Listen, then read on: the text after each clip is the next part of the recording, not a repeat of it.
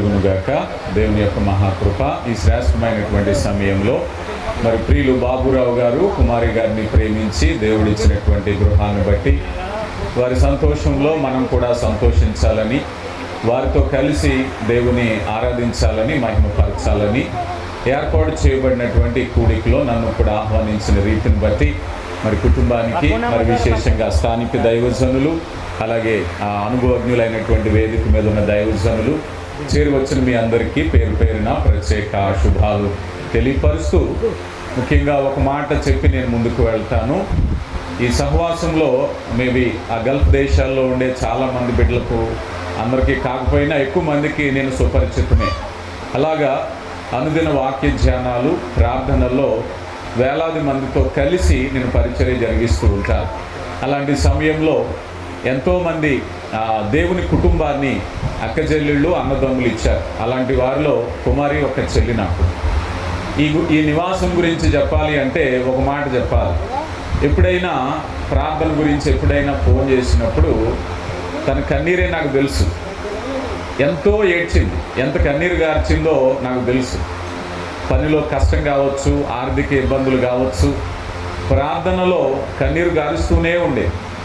అందుకని ప్రత్యేకమైన గుర్తింపు. ఇన్ని వేల మందిలో ఈ చెల్లెం ఎలా గుర్తంటే ఎక్కువ కన్నీరు గార్చి బిడ్డల కోసం ప్రార్థన చేయాలని, గృహం కట్టిన నాటి నుంచి ఈ స్థలంలో ప్రార్థించడానికి నన్ను ఆహ్వానించింది. అన్నా, నా స్థలంలో నువ్వు ప్రార్థన చేయాలి అని అంటే నేను ఆ రోజు చీకట్లో వచ్చాను. వారు బాబురావు గారికి కూడా తెలుసు, ఆ సహోదరు అక్కడ ఉన్నప్పుడు. అప్పటి నుంచి ప్రారంభించి ఎంతో భయం ఈ సమయంలో. తర్వాత తను రావటం, ముందుకు వెళ్తుందా లేదా అనేటువంటి అనేక భయాలలో, కానీ విశ్వాసం అయితే తనను నడిపించిందని నేను నమ్ముతాను. దేవుని మీద ఆధారపడ్డారు. దేవుని కృపను బట్టి తనను విశ్వసించే వారిని ఎన్నడూ కూడా సిగ్గునందలేనని దేవుని వాగ్దానాన్ని బట్టి ఈ సమయంలో ఆ సాక్ష్యాన్ని మనం విన్నాం. అయితే ఈ సమయంలో కొద్ది వాక్యాన్ని నేను మీతో పంచుకోవాలని ఆశపడుతున్నాను. హెబ్రీయులకు రాయబడిన పత్రిక 3వ అధ్యాయము 3వ వచనంలో, హెబ్రీయులకు రాయబడిన పత్రిక 3వ అధ్యాయం 3వ వచనంలో, ప్రతి ఇల్లును ఎవడైనా ఒకని చేత కట్టబడును, సమస్తమును కట్టినవాడు దేవుడే, ఇంటి కంటే దానిని కట్టిన వానికి ఎక్కువ ఘనత పొందినట్లు అన్నారు.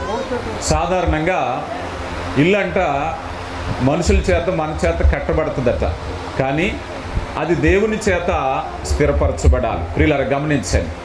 ఇప్పుడు వాళ్ళు అప్పు చేశారో, కష్టపడ్డారో, కన్నీరు గార్చారో, ఎంత బాధపడ్డారో, గృహం అయితే నిర్మించబడింది అంటే ఒక పార్ట్ అయింది. ఇక దానిని కొనసాగించాలి, దానిని ఆశీర్వాదంతో నింపాలి, అనేక శుభకార్యాలు జరగాలి, దేవుని నామం మహిమపరచబడాలి, అనేక దినాల వెంబడి, వారి సంతోషకరమైన దినాల వెంబడి వెళ్ళాలి అని అంటే దేవుని సహాయము అవసరం. దాన్ని స్థిరపరచాలి అంటే దేవుని వలన జరిగేటటువంటి కార్యం. ఈరోజు నివాసాన్ని గురించి మనం చూస్తే యుద్ధం జరుగుతుంది. ఇజ్రాయెల్ దేశంలో ఒక సైరన్ వచ్చిన వెంటనే ఆ ఇంట్లో వచ్చి మరలా ఏం చేస్తారంటే, వారెంతో మక్కువతో కట్టుకున్న వీళ్ళు ఎంతో ఖరీదైనటువంటి ఇల్లుని విడిచి బంకర్లోకి వెళ్ళాలి. అంటే అంత సుందరమైనటువంటి కట్టడాలు కూడా రక్షణనివ్వక మళ్ళీ బంకర్లోకి వెళ్ళాలి కదా. అంటే కాపుదలిచ్చే స్థితి ఏమిటయ్యా అంటే దేవుడే. ఈరోజు నివాసయోగ్యమైన కట్టడాన్ని దేవుడు వారికి ఇచ్చినప్పుడు ఆ నివాసము దేవుని మహిమతో నింపబడాలి. ఈరోజు ఎందుకు మనం స్తుతిస్తున్నాం, ఎందుకు మహిమపరుస్తున్నాం అంటే, యాకోబు పత్రిక 1వ అధ్యాయం 17వ వచనంలో, పరసంబంధమైన ప్రతీవి శ్రేష్టమైనదై జ్యోతిర్మయుడగు దేవుని యొద్ద నుంచి వస్తుందట. ఈరోజు ఆశీర్వాదకరమైన బహుమానాన్ని పొందుకున్నారని దేవుని వాక్యం సెలవిస్తుంది కదా. ఇది యెహోవా ఇచ్చేటువంటి కృప. గృహము విత్తము ఎవరిస్తారట? యెహోవా ఇచ్చేటటువంటిది. నరులు కష్టము చేత దాన్ని అధికం చేసుకోవటం ఏమీ లేదు. 127వ సంకీర్తనలో తన ప్రియులు నిద్రించుచుండగా ఆయన వారికి అనుగ్రహిస్తున్నారు. ఈరోజు దేవుని కృప వారు మరువక ఉండాలి. ఈ నివాసము ఆశీర్వాదకరంగా ఉండాలి అంటే ఏం చేయబడాలి అని అన్నట్లయితే, ఈ నివాసములో మొట్టమొదటిగా దేవుని వాక్యానికి ప్రాధాన్యత ఇవ్వాలి. నివాసం అంటే బహుశా నాకు తెలుసు, ఇప్పుడు వారిని ఇంటి యజమానులను అడిగితే ఇల్లు పూర్తయిందా అంటే ఏదో ఒక విచారం ఉంటుంది, ఇంకా ఏదో ఒక అసంతృప్తి ఉంది, దానికి ఇంకా ఏదో చేయాలి, ఇంకా రంగులు వేయాలో, ఏసీ పెట్టాలో, టైల్స్ వేయాలో, ఏదో చేస్తే బాగుండనే ఒక సంతృప్తి ఉంటుంది. ఇంటికి ఎంత పెట్టినా ఏదో ఒక లోటు కనిపిస్తూనే ఉంటుంది. ఇప్పుడు దాకా ఆయన ఖర్చు ఎంత అయిందో ఇంకొక అంత ఖర్చు పెట్టినా పని ఉంటుంది ఆ ఇంట్లో, అవునా కాదా? కానీ నీ ఇల్లు ఆశీర్వాదంతో నింపబడాలి అంటే నువ్వు చేయవలసిన మొట్టమొదటి పని ఏమిటయ్యా అంటే వాక్యముతో నింపబడాలి. ఒబోదేదోం అనే ఒక వ్యక్తి మనకు కనిపిస్తారు బైబిల్ గ్రంథంలో. ఆ ఇంట్లో దేవుని మందసం కొన్ని నెలల పాటు ఉంచబడితే ఆ నివాసం ఏమైందంటే బహుగా ఆశీర్వదింపబడింది. దావీదు ఆశ్చర్యపోయాడు, ఏమిటయ్యా ఈ సీక్రెట్ ఏమిటయ్యా, దేవుని మందసములో ఏమున్నాయి అని ఆలోచన చేస్తే అందులో 3 అంశాలు ఉంటాయి. 3 ఏమిటి? ఆజ్ఞలు గల పలకలు ఉంటాయి, మన్నా గల పాత్ర ఉంటుంది, అహరోను చేతికర్ర ఉంటుంది. ఈ సమయంలో ఆ ఆజ్ఞలు గల పత్రం ఇక్కడే మీరు ఆలోచన చేయాలి. ఇదే మందసము ఫిలిష్తీయుల దగ్గర ఉన్నప్పుడు ఏమైందంటే వాళ్ళు భయపడ్డారు. ఒక ప్రాంతం నుంచి ఒక ప్రాంతం మా ఊరు వద్దన్నారు, ఒక ప్రాంతం నుంచి మరో ప్రాంతం వెళితే ఆ ఊరు ప్రజలు రోడ్డు మీదకి వచ్చి బాబోయ్ ఈ మందసాన్ని మా ఊరు తీసుకురావద్దన్నారు. కారణం ఏమిటి చెప్పండి? మందసము వారు వద్దన్నారు, కానీ ఒబేదేదోం ఇంట్లో ఉన్నప్పుడు అది గౌరవించబడింది. దీనికి అర్థం చెప్పాలి అంటే మనం కూడా చాలా గదుల్లో బైబిల్ని ఒక చోట పెడతా ఉంటారు. బైబిల్ ఆశీర్వదింపబడాలి అని అంటే దాని ఆజ్ఞలు అమలుపరచబడాలి. బహుశా ఆజ్ఞలు గల పలకల యొక్క విలువ తెలియని వారు గనక ఫిలిష్తీయులకు ఆశీర్వాదకరం కాలేదు. కానీ ఒబేదేదోం ఇంట్లో ఆశీర్వాదకరంగా ఎందుకు మలిచిందంటే మనం ఊహించుకుందాం. ఒబేదేదోం చెప్తాడు బిడ్డలతో, రే అబ్బాయి మీరు అల్లరి చిల్లలు తిరిగి రావడానికి వీల్లేదు, ఎందుకంటే ఈ నివాసములో ఇదిగో మందసం ఉంది కనుక చాలా పరిశుద్ధంగా ఉండాలి. అయ్యా మన ఇంట్లో మందసం ఉంది కనుక చాలా పవిత్రంగా ఉండాలి. మన ఇంట్లో సినిమా వేషాలు వేయడానికి వీల్లేదు, మన ఇంట్లో ఆటపాటలకి తావు లేదు, ఎందుకంటే మన ఇల్లు ఏముంది? మందసం ఉంది కనుక నీ ప్రవర్తన జాగ్రత్త, నువ్వు శుభ్రపరుచుకో, నువ్వు పరిశుద్ధపరుచుకో, ఎలా పడితే అలా ఉండడానికి వీల్లేదు. అది ఎరగని వారు కనుక ఫిలిష్తీయులకి కష్టమైంది, శాపమైంది, ఒబేదేదోముకి ఆశీర్వాదమైంది. ఈరోజు దేవుని వాక్యం ఎందుకు ఉండాలి అని అంటే అమలుపరచటానికి. దేవుని వాక్యం ఏం చేస్తుంది? ధ్యానించబడాలి. వాక్యం ఉండడం అంటే బైబిల్ తీసి ఒక చోట పెట్టడమో, లేకపోతే దేవుని వాగ్దానాలు పోస్టర్లా పక్కన పెట్టడమో కాదు, అది హృదయాల్లో ఉండాలి. ద్వితీయోపదేశకాండం 6వ అధ్యాయము 6వ వచనము నుంచి చూస్తే దేవుని వాక్యము ధర్మశాస్త్రము మొదట ఎక్కడ ఉండాలండి?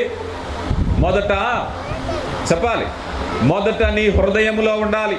అది నువ్వు కూర్చుండినప్పుడు, నడుచున్నప్పుడు, పరుండినప్పుడు, త్రావునుండినప్పుడు నీ బిడ్డలకు బోధించమని చెప్తున్నారు. ఈ ఇన్స్ట్రక్షన్స్ అన్నీ ఇచ్చే ముందు ఫస్ట్ థింగ్ ఏమిటయ్యా అంటే అది నీ హృదయములో ఉండాలి. వాక్యం ఏం చెప్తుందండి?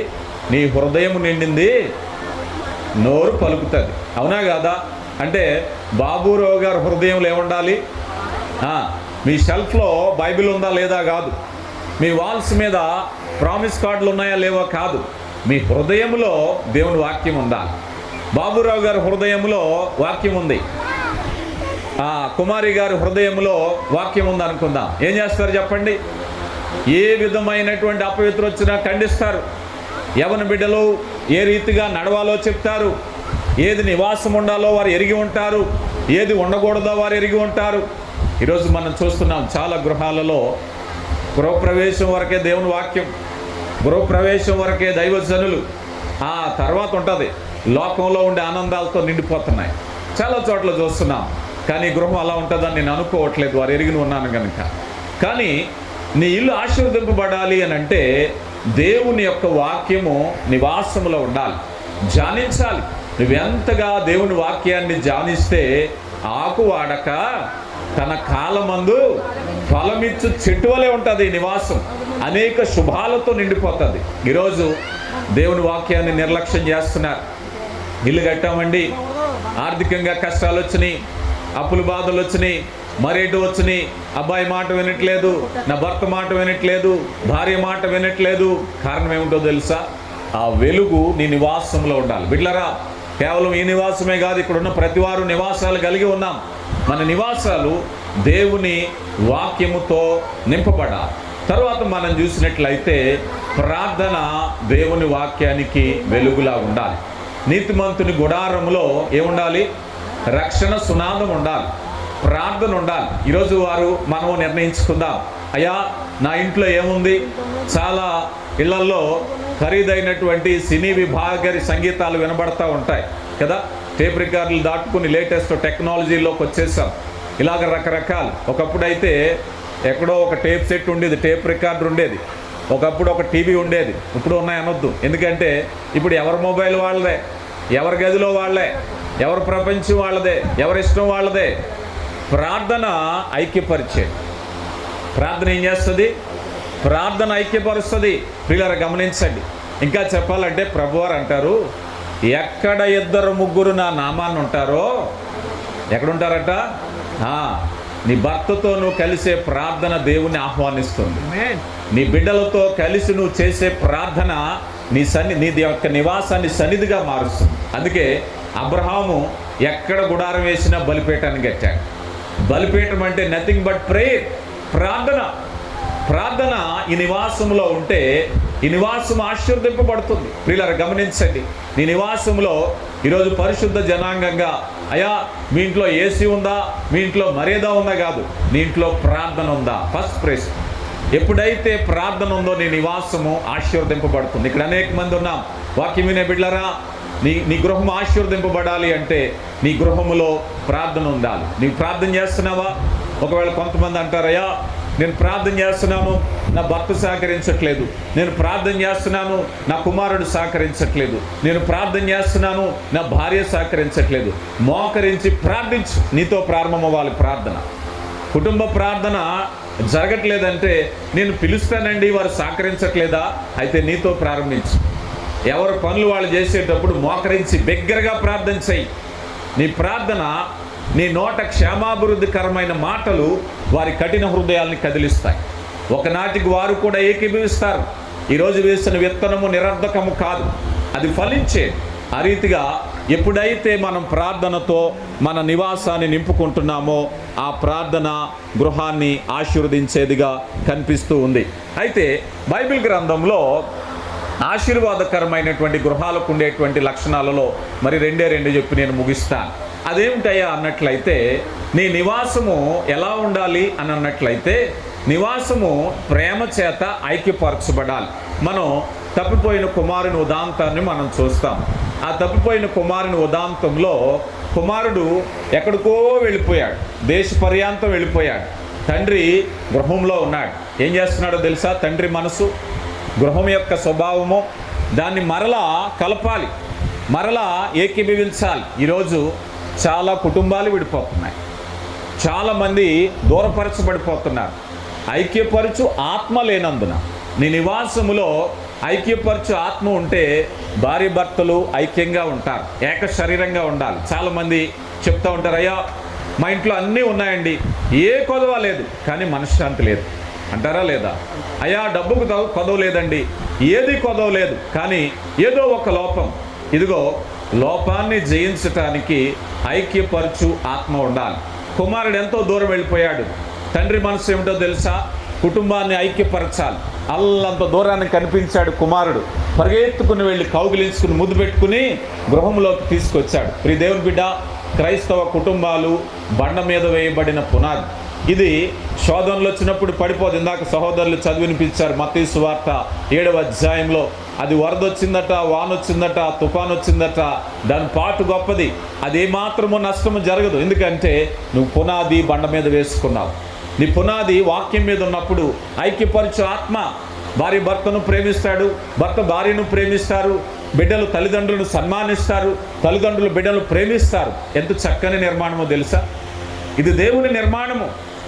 ఈరోజు వారి నిర్మాణంలో దేవుని కార్యాన్ని నిర్వర్తిస్తున్నాము అనుకుంటే ఆ కుటుంబం ఆశీర్వదింపబడిందే. ఈరోజు బాబురావు గారు ఇది నా చట్టం, నా శాసనం అనుకోకూడదట. ఏముండాలి ఇక్కడ? దేవుని శాసనం అమలుపరచబడాలి. కుమారమ్మ గారు ఏమనుకోవాలి? దేవుని శాసనము అమలుపరచబడాలి. అలాంటి నిర్మాణం అయితే ఐక్యపరిచేటటువంటి స్థితి మనం చూడగలుగుతాం. అలాగే ఇందాక సోదరులు చదివారు మరియ మార్తను గురించి. ఈ నివాసం ఎలాగుండాలయ్యా అన్నట్లయితే దేవుని వాక్యము ఎడల శ్రద్ధ కలిగిన చెవినిచ్చేటటువంటిది. ఈరోజు చాలామంది వారి చెవుల్లో టెక్నాలజీ పెరిగిపోయింది. యవ్వన బిడ్డలు చూస్తున్నాం, ఇవో బడ్స్ పెట్టుకుంటున్నారు. దూరంగా వెళ్ళి మాట్లాడితే ఇంతకుముందు ఇలా పెట్టుకుని మాట్లాడుతుంటే ఫోన్ మాట్లాడుతున్నాం అనుకునేవాళ్ళం. ఈ బడ్స్ ఉండడంతో పిచ్చోళ్ళు ఏమో అనుకుంటున్నాం. వాళ్ళు ఎవరితో మాట్లాడుతున్నారో తెలియదు. చూసి వాళ్ళకి ఎలా ఉందంటే ఫోన్ ఏ జేబులో చేతిలో ఉంటుంది, ఈ ఇయర్స్ బడ్స్ ఏవో పెట్టుకుని మాట్లాడుతున్నారు. చూసి వాళ్ళకి పిచ్చోడేమో తనలో తను మాట్లాడుకుంటున్నారు అంటున్నారు. నీ చెవులు ధర్మశాస్త్రానికి, నీ చెవులు దేవుని వాక్యానికి, నీ బ్రతుకుని, నీ కుటుంబాన్ని బాగు చేసేది.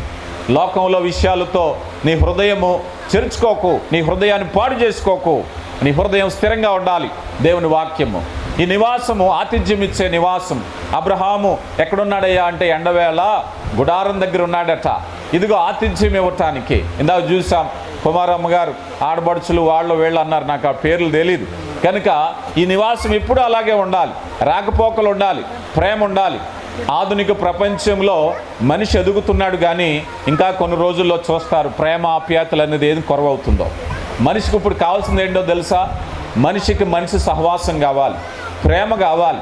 ఈ నివాసంలో అనేక శుభాలు కలగాలి, అనేక శుభకార్యాలు జరగాలి. ముఖ్యంగా యవ్వన బిడ్డలు, వివాహాలు, బంధుమిత్రులు అనేక రీతులుగా ఆశీర్వదింపబడాలి. అలా జరగాలి అంటే ఫస్ట్ థింగ్ ఏమిటయ్యా అంటే దేవుని యొక్క శాసనము ఈ నివాసములో అమలు జరిగితే, ఈ గృహమునకు ఆయనే అధిపతి, ఈ గృహమునకు ఆయనే శిరస్సు, ఈ గృహము ఆయన బండ మీద కట్టబడింది అనుకున్నట్లయితే ఆ నివాసము ఎల్లవేళలా ఆశీర్వదింపబడుతుంది. ఆ రీతిగా దేవుని కృపను బట్టి ఈ నివాసము దేవుని యొక్క ఆశీర్వాదాలతో శాశ్వత కాలం నింపబడాలని, ఈ గృహం ఆశీర్వదింపబడాలని కోరుకుంటూ ఈ చిన్న సందేశాన్ని ముగిస్తున్నాను. అవకాశం ఇచ్చిన దైవజనులకు, కుటుంబానికి ప్రత్యేక వందనాలు. Thank you.